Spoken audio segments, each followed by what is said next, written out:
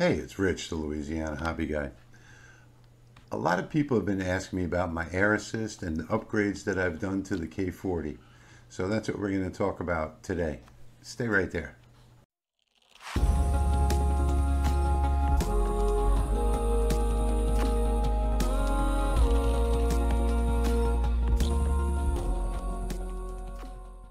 All right, so a lot of you know that I have the 50 watt CO2, but I've also recently got the Monport 40 watt, or what a lot of people call the K40.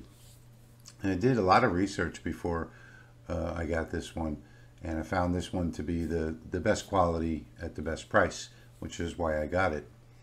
So they're on all K40s, they're pretty basic models, so you have to do some upgrades on. First thing that you need to do is the air assist, and that's for sure. Otherwise, every time that you use the laser, you're going to have to take out the lens and clean it, take out the mirror and clean it, because the smoke that comes up, normally on a CO2 you have a wind control that leaves the air assist on all the time at low pressure, and it keeps any smoke and debris from getting up into the lens or the mirror. With the K40s, they don't come with air assist, so you have to put on your own, which is a very simple modification that I'm going to show you in a minute.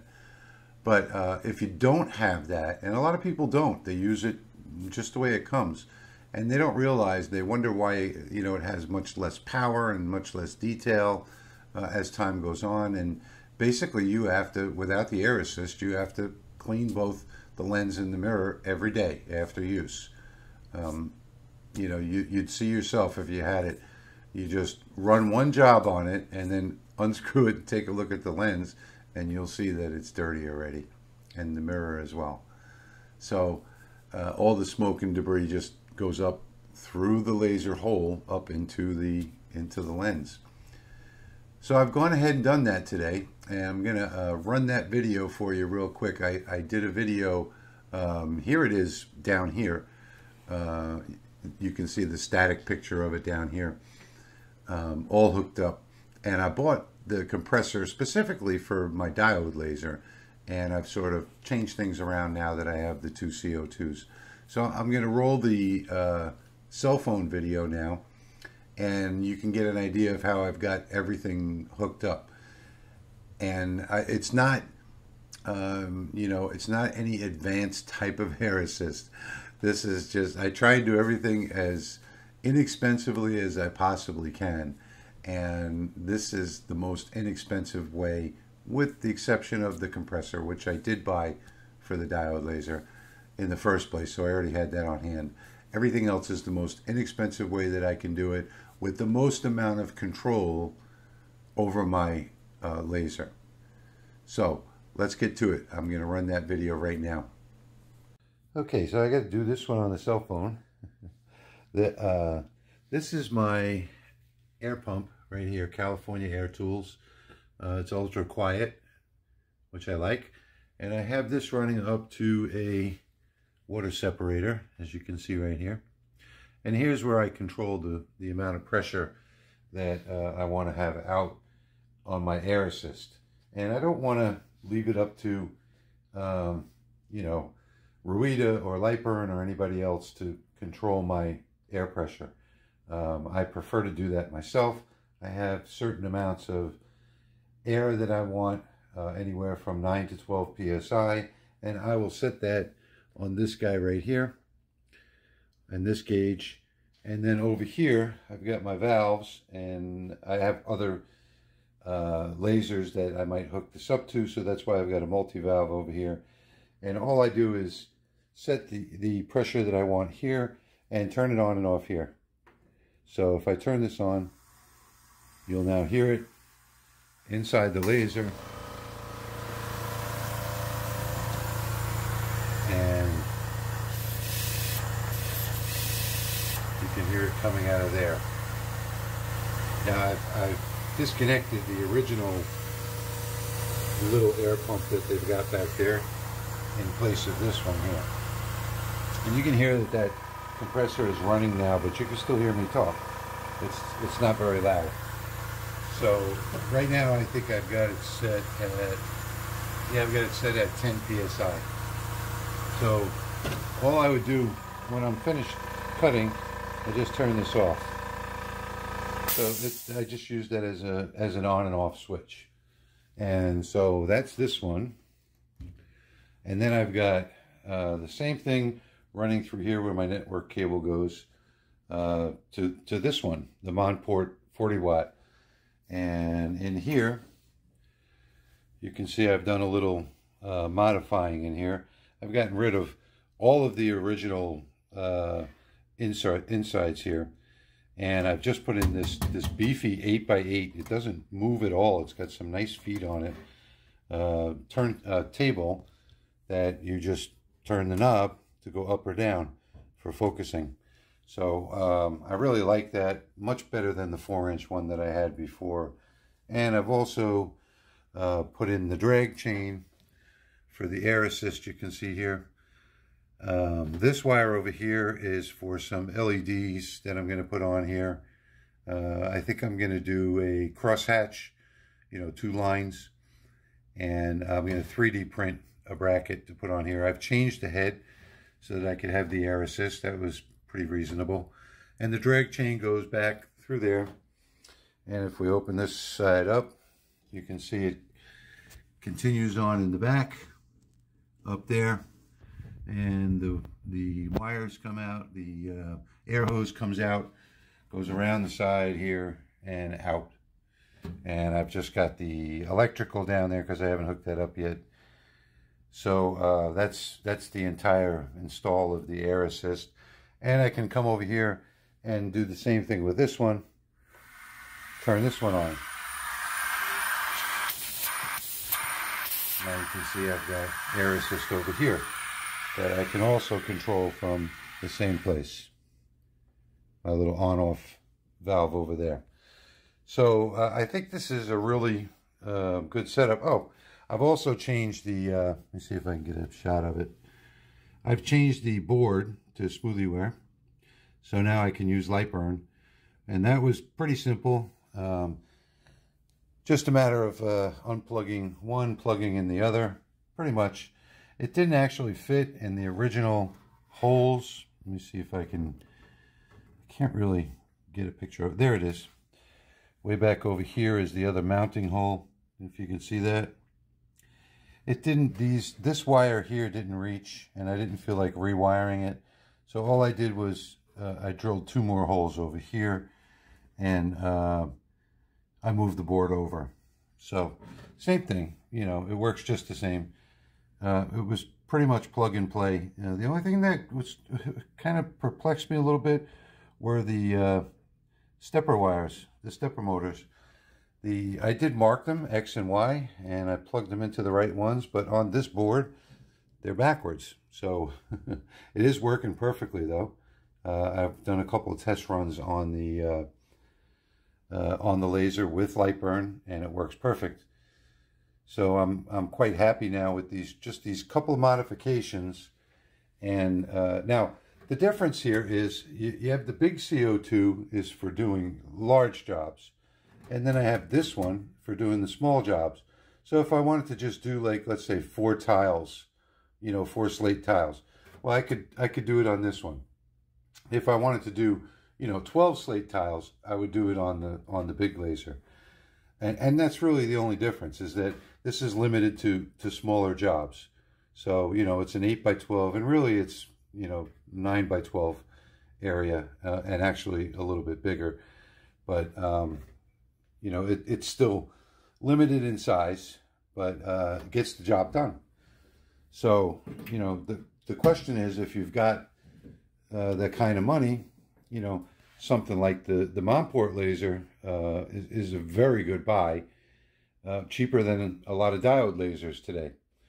But then you've got the bigger one, the 50 watt, the Ohm Tech over here, and this one, really you're still limited in size.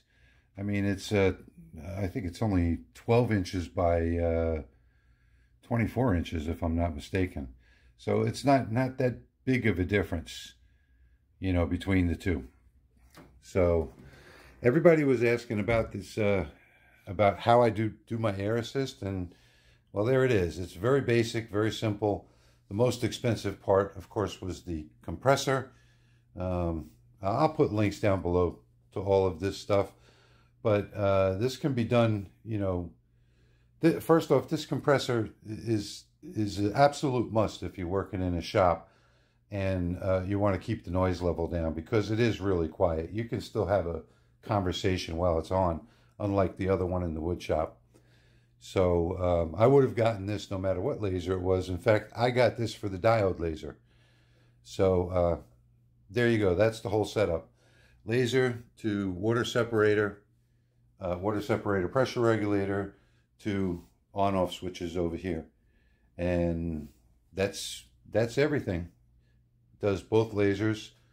And I don't have to worry about, you know, I'll always have the air on when the laser's on, and with the OhmTech, I don't have to worry about cleaning the lens and the mirror every time I use it, because now I've got the air assist on it. And all of this took, to put all of this together took, you know, less than 2 hours, start to finish.